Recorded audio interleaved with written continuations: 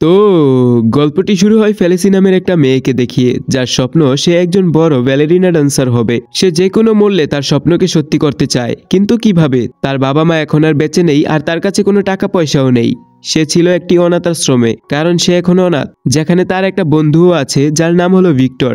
Victor বড় হয়ে একজন বিজ্ঞানী হতে চায়। শালা সব ভিক্টর নামে ছেলেরা কেন বিজ্ঞানীই হয়? সে ফেলিসিকে খুব ভালো করেই বোঝে। সে জানে ফেলিসি নাচ কতটা ভালোবাসে, কারণ ও সারাক্ষণই নাচতে থাকে। তাকে সকলে মানা করলেও সে কারোর কথা শোনে না। একদিন ভিক্টর ফেলিসিকে বলে, আমাদের দুজনেরই এখান থেকে পালিয়ে যাওয়া উচিত। ভিক্টরের এই বুদ্ধি ফেলিসির অনেক পছন্দ হয়। তারা রাতে পালানোর চেষ্টা করে, কিন্তু গার্ড তাদেরকে দেখে ফেলে। সে তাদের পিছু নেয়, কিন্তু তাদের সে ধরতে পারে না, আর তারা পালিয়ে একটা ট্রেনে উঠে পড়ে, যা সকালে তাদেরকে প্যারিসে নিয়ে যায়। এতে তারা অনেক খুশি হয়। ভিক্টর সায়েন্স স্কুলে পড়তে চায়, আর ফেলিসি ডান্স স্কুলে। তারা কথা বলতেই থাকে। এমন সময় ভিক্টরের পা পিছলিয়ে সে একটা জাহাজে পড়ে যায়। জাহাজটিও যথেষ্ট দূরে চলে যায়, আর ফেলিসি একা রয়ে যায়। চলতে চলতে সে একটা ডান্স স্কুল দেখতে পায়, যেখানে একটা মেয়ে খুব সুন্দর ব্যালেরিনা ডান্স করছিল। সে মেয়েটির দিকে তাকিয়ে থাকতে থাকতে ভুলে স্কুলের ভিতরে প্রবেশ করে। তখন গার্ড তাকে দেখে ফেলে। তাকে সে বের করে দিতেই যাবে, তখন সেখানে কাজ করা একটা মহিলা তাদের আটকে দেয়। এরপর সে ওই মহিলাকে হাজারো প্রশ্ন করে তার মাথা গরম করতে শুরু করে। কখনো ডান্সের কথা, আবার কখনো নিজের কথা বলতে থাকে সে। ও তাকে বলে যে আমি একজন অনাথ এবং আমি এখানে পালিয়ে এসেছি। আমি একজন ব্যালেরিনা ডান্সার হতে চাই। আমার একটা ফ্রেন্ডও আমার সঙ্গে এখানে পালিয়ে এসেছে, যার নাম হলো ভিক্টর, কিন্তু সে একটা দুর্ঘটনায় আমার থেকে দূরে চলে গিয়েছে, আর আমি এই নতুন শহরে একদম একা। এমন সময় সেই কাজ করা মহিলাটির মালিক আসে। তার একটা রেস্টুরেন্ট আছে এবং মালিকটি তার প্রতি খুবই কঠোর ছিল। সে শুধুই কাজ করা মহিলাটির উপর রাগ দেখায়। এরপর সে আবারও ফেলিসির কাছে আসে, আর ফেলিসি তাকে অনুরোধ করে বলে যে প্লিজ আমাকে আপনার সঙ্গে রেখে দিন, আমি আপনার সব কাজ করে দেব। সে রাজি হয়ে যায়, আর আমরা দেখতে পাই ফেলিসি তার সব কাজ করে তাকে সাহায্য করে। যে বাসায় ফেলিসি কাজ করে সেই বাসারই একটি মেয়ে ব্যালেরিনা ডান্স প্র্যাকটিস করে। সে রেস্টুরেন্টের মালিকের মেয়ে। ফেলিসি যখন তাকে দেখে, তখন তাকে দেখতে দেখতে তার হাত থেকে ভুলে একটা বড় ফুলদানি পড়ে যেতেই লাগে। তখন সেটাকে বাঁচাতে গিয়ে রেস্টুরেন্টের মালিকের মেয়ের রুমে ঢুকে পড়ে সে। সেই রেস্টুরেন্টের মালিকের মেয়েটি ছিল অনেক অহংকারী। সে তাকে অনেক কথা শোনায় যে কেন সে তার অনুমতি ছাড়া তার রুমে এসে পড়েছে। কিন্তু ফেলিসি তার কথার কোনো পাত্তা না দিয়েই বলে যে তুমি তেমন ভালোভাবে ডান্স করছো না কেন? আমি যখন প্যারিসে এসেছিলাম তখন আমি একটা মেয়েকে স্টুডিওতে অনেক সুন্দর ব্যালেরিনা ডান্স করতে দেখেছি। তুমি তেমন সুন্দরভাবে ডান্স করছো না কেন? মালিকের মেয়েটি ফেলিসিকে বলে আগামী বছর আমি এই দিনে অনেক বিখ্যাত একজন ব্যালেরিনা ডান্সার হয়ে যাব। সে আরও বলে ব্যালেরিনা স্টুডিওর যে মালিক রয়েছে উনি আমার মায়ের রেস্টুরেন্টের খাবারের অনেক বড় ফ্যান, আর সে সবসময় এই রেস্টুরেন্টের খাবার খায়। সে তাকে সেই স্টুডিওর ডান্সে অ্যাডমিশন নেওয়ার জন্য চিঠি দিবে, এবং সে সেখানে প্র্যাকটিস করে অনেক বিখ্যাত একজন ব্যালেরিনা ডান্সার হয়ে যাবে। ফেলিসি তাকে বলে আমিও একজন বড় ব্যালেরিনা ডান্সার হতে চাই, তাই এত দূর থেকে আমি পালিয়ে এসেছি। ফেলিসির নিজের সাথে আনা মিউজিক বক্সটিও তাকে দেখায়, কিন্তু সে তার সব কথা হাসিতে উড়িয়ে দেয় এবং মিউজিক বক্সটিকেও ভেঙে ফেলে। ফেলিসি তার ভাঙা বক্সটি তুলতে যায়, আর তখনই পোস্টম্যান সেই চিঠি নিয়ে আসে, যার ব্যাপারে মালিকের মেয়ে তাকে বলেছিল। ফেলিসি চিঠিটা নিজের কাছেই রেখে দেয়। সে এটাকে একটা সুযোগ মনে করে। সে এই চিঠিটাকে নিয়ে ব্যালেরিনা স্টুডিওতে চলে যায়, যেখানে সেখানকার মালিক তাকে দেখে সেই রেস্টুরেন্টের মালিকের মেয়ে মনে করে। সে তাকে বলে তুমি এখানে শুধু এই কারণেই আছো কারণ আমি তোমার মায়ের রেস্টুরেন্টের অনেক বড় ফ্যান। সে ফেলিসিকে স্টুডিওর ভিতরে নিয়ে যায়। তাকে অনেক সুন্দর একটি পোশাক দেওয়া হয়। ফেলিসি এতে অনেক খুশি হয়। তার স্বপ্ন যেন পূরণ হতে যাচ্ছিল, কিন্তু সে ডান্স ক্লাসে গিয়ে দেখে ডান্সের শিক্ষক তার উপর অনেক রেগে আছেন, কারণ সেও ভাবে যে সে একজন রেস্টুরেন্টের মালিকের মেয়ে এবং তার মধ্যে কোনো যোগ্যতা নেই। সে টাকার কারণেই এখানে এসেছে। সে সবাইকে বলে যে কাল থেকে অডিশন শুরু হবে, যে যত বেশি ভালো পারফরমেন্স করবে তাকে পরবর্তী রাউন্ডের জন্য বেছে নেওয়া হবে, আর যে এখানে জয়ী হবে তাকে অপেরাতে প্যারিসের সবচেয়ে বড় ব্যালেরিনা ডান্সারের সঙ্গে পারফরমেন্স করার সুযোগ দেওয়া হবে। ক্লাস শেষ হয়ে যায় এবং আমরা দেখতে পাই যে ফেলিসি একা একাই ডান্সের প্র্যাকটিস করছিল। ঠিক তখনই তার বন্ধু ভিক্টর এসে তাকে জানায় যে আমি গতকাল পুরো রাত প্যারিসের রাস্তায় রাস্তায় ঘুরেছি, বিভিন্ন লোকেদের সঙ্গে কথা বলেছি এবং বিভিন্ন দোকানেও গিয়েছি, আর শেষ পর্যন্ত আমি একজন বিজ্ঞানীর কাছে কাজ পেয়েছি যিনি আমাকে কাজে রেখেছেন। ফেলিসি এটা শুনে খুব খুশি হয় এবং সে ভিক্টরকে জানায় সেও ব্যালেরিনা স্টুডিওতে ডান্স করার সুযোগ পেয়েছে। ভিক্টর তাকে জিজ্ঞাসা করে যে সে কিভাবে ওই স্কুলে ডান্স করার সুযোগ পেল। ফেলিসি তাকে বিভিন্ন মিথ্যা কথা বলতে থাকে, কিন্তু ফেলিসিকে তো সে খুব ভালো মতোই চিনে, তাই ফেলিসিও শেষে সব সত্যি কথা তাকে বলে দেয়। সে তাকে জানায় যে সে আরেকজনের চিঠি নিয়ে সেখানে সুযোগ পেয়েছে ডান্স করার জন্য। ভিক্টরও তাকে নিজের বিভিন্ন আবিষ্কার দেখাতে থাকে। সে তাকে নিজের হাতের মধ্যে বানানো একটি গ্লাইডার দেখায়। উড়ন্ত গ্লাইডারটি যথেষ্টই ভালো ছিল, কিন্তু সে এখনো জানতো না যে এটাকে কিভাবে ব্যালেন্স করতে হয়। সে উঠতে গিয়ে ভুলে একটা টাওয়ারের সঙ্গে ধাক্কা খেয়ে নামতে গিয়ে একটা ঘোড়ার গাড়িতে আটকে যায়। এভাবে আবারও ভিক্টর এখান থেকে দূরে চলে যায়। এর পরের সিনে আমরা ফেলিসিকে দেখি যে ওই মহিলাটাকে দেখে, অর্থাৎ অরিতকে, যার সাথে সে এতদিন ছিল। সে ভয় পায় যে অরিত সবকিছু জানতে পেরে যাবে। তার কারণে সে তার নজর থেকে পালিয়ে একটি রুমে প্রবেশ করে, যেখানে একটা ছেলে ব্যালেরিনা ডান্স করছিল এবং তার নাচ খুবই ভালো ছিল। ফেলিসির কাছেও তার নাচটি খুবই ভালো লাগে এবং কিছুক্ষণ তার সাথে কথা বলার পর সে যখন রুম থেকে বেরই হয়, তখন রুম থেকে বের হওয়ার সাথে সাথেই তার মুখোমুখি হয় অডিটের সাথে। তাকে দেখে অডিট সবকিছুই বুঝে যায় এবং তার উপর অনেক রাগ করে। সে তার রাগ ভাঙাতে তার বাসায় যায় এবং তাকে বলে যে আমার একটা স্বপ্ন আছে এবং আমি সেই স্বপ্নকে পূরণ করতে চাই। যদি ছোট্ট একটা মিথ্যা কথা বলে আমি সেটা পূরণ করতে পারি, তাহলে কি এটা বড় কিছু ভুল হয়ে গেছে? আমি এছাড়া আর কিই বা করতে পারবো? মহিলাটি কোনো কথা বলে না। আর এখানে আমরা জানতে পারি যে সেও একটা সময় খুব ভালো ব্যালেরিনা ডান্সার হতে চেয়েছিল, কিন্তু তার স্বপ্ন কখনোই পূরণ হয়নি।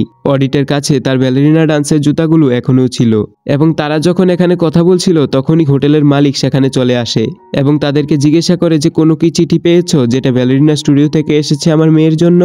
অডিট ফেলিসির সাথে রাগ করেছিল, তাই ফেলিসি চিঠিটা মালিককে দিতেই যাবে এমন সময় অডিট তাকে সত্যি লুকাতে বলে।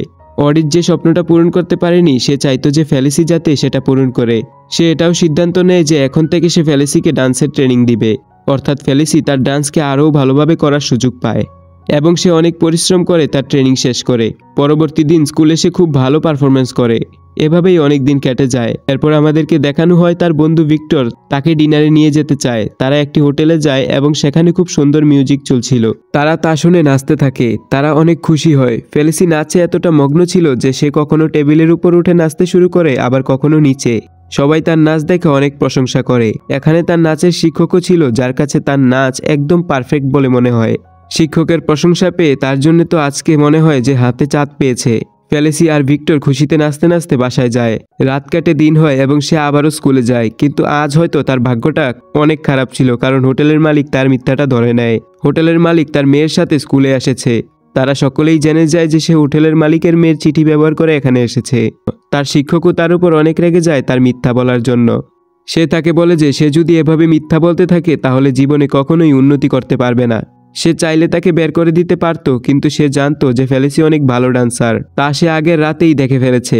সে এটাও জানতো যে হোটেলের মালিকের মেয়ের কোনো যোগ্যতাই নেই। সে শুধু টাকার ক্ষমতার জন্যই এখানে দাঁড়াতে পেরেছে। সে ফেলিসিকে একটি সুযোগ দিতে চাইতো। তাদের কাছে শুধু একটা সিটই খালি ছিল। তারা চায় এই দুজনের মধ্যে একটি প্রতিযোগিতা করতে। যে এই প্রতিযোগিতায় জিতবে সেই অডিশনে অংশগ্রহণ করবে এবং সেই বড় ডান্সারের সাথেও সে ডান্স করতে পারবে। এখন থেকে অডিট ফেলিসিকে আগের থেকেও অনেক ভালোভাবে পারফরমেন্স ট্রেনিং দেয়, যাতে সে হোটেলের মালিকের সঙ্গে প্রতিযোগিতায় জিততে পারে।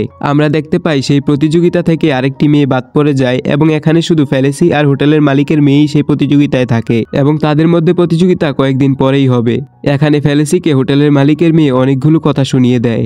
এতে তার ট্রেনিংয়েও মন বসে না। তখনই সেই ব্যালেরিনা ডান্সার ছেলেটি আসে এবং সেই ছেলেটি ফেলিসিকে পছন্দ করতে শুরু করেছে। সে বলে চলো আজ রাতে আমরা বাইরে কোথাও ডিনার করতে যাই।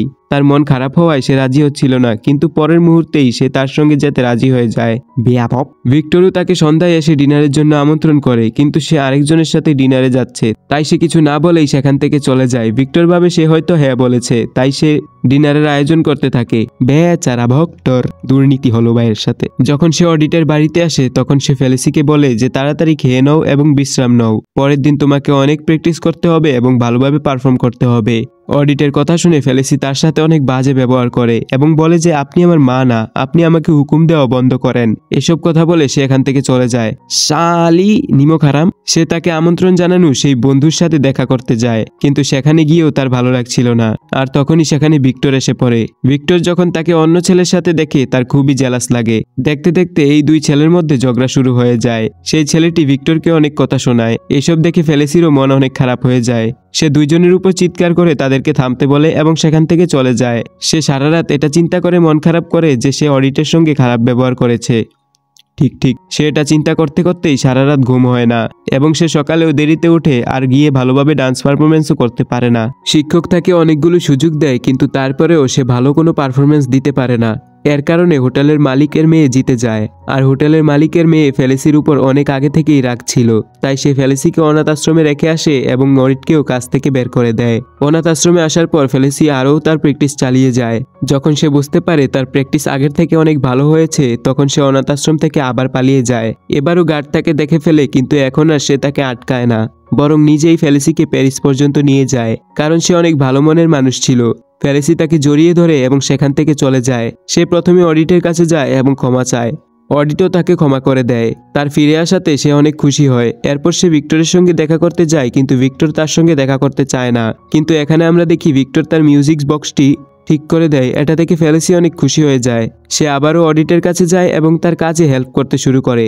এখানে তার আবারও দেখা হয় হোটেলের মালিকের সাথে এবং মেয়েটি তাকে নিয়ে হাসি ঠাট্টা করতে শুরু করে। সে আবারও তার মিউজিক বক্সটি ভাঙতে শুরু করে। ঠিক তখনই ফেলিসি তার হাত ধরে ফেলে। তাদের মধ্যে ঝগড়া শুরু হয়ে যায়। ফেলিসি তাকে ডান্স করার চ্যালেঞ্জ করে। ফেলিসি অনেক ভালো নাচে, এটি দেখে হোটেলের মালিকের মেয়ে জেলাস হয়। তাই সে ফেলিসির চুল ধরে টান দেয়, কিন্তু তাতেও কোনো লাভ হয় না। সে তারপরও খুব ভালো করে নাচে। সে নাচতে নাচতে সবার সামনে এসে পড়ে।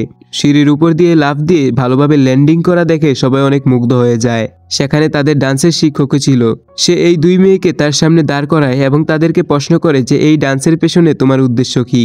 হোটেলের মালিকের মেয়ের কাছে কোনো উত্তরই ছিল না, কিন্তু ফেলিসি উত্তর দেয় যে ডান্স হলো আমার জীবন। আমার জীবন পুরোটাই ঘিরে রয়েছে এই ব্যালেরিনা ডান্স, এবং সে এটাকে নিয়ে অনেক দূরে এগিয়ে যেতে চায়। সব কথা শুনে শিক্ষক সিদ্ধান্ত নেয় যে শোয়ের জন্য এত প্র্যাকটিস, এত প্রতিযোগিতা, তাতে ফেলিসি পারফর্ম করবে নাকি সেই হোটেলের মেয়ে। হোটেলের মালিকের মেয়েও বুঝতে পারে যে এসব কিছু ফেলিসির প্রাপ্য, তার নয়। এসব কিছুতে ফেলিসি অনেক খুশি হয়। সে তার বন্ধু ভিক্টরের কাছে যায়, তাকে আমন্ত্রণ জানায় সে যাতে তার ডান্স পারফরমেন্স দেখতে আসে। ভিক্টর তাকে কোনো উত্তর দেওয়ার আগেই সেখানে হোটেলের মালিক এসে পড়ে। সে তার উপর খুবই রেগেছিল। সে ফেলিসিকে মারতে চায়। ফেলিসি তার থেকে বাঁচতে ছুটতে থাকে এবং হোটেলের মালিকও তার পিছন পিছন ছুটতে থাকে। শো শুরু হতে আর বেশি দেরি নেই। ছুটতে ছুটতে ফেলিসি এমন একটা জায়গায় এসে পৌঁছায় যেখান থেকে সে যদি আর এক পাও বাড়ায় সে উপর থেকে পরে মারা যাবে। কিন্তু সামনে তো আগে থেকে হোটেলের মালিক ছিল তাকে মারার জন্য।